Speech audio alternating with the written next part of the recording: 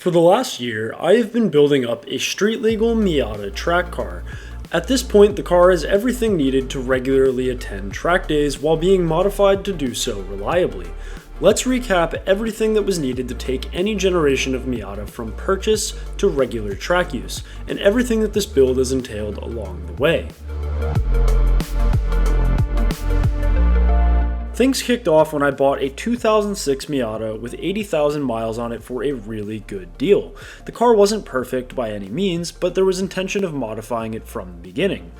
The process would be to first get the car running perfectly in its stock form, fix any issues that it has, then modify things that are either required for track use or required for safety or reliability on track, and then lastly we can have some fun with tackling the performance of the car. So let's get to it and recap everything done so far.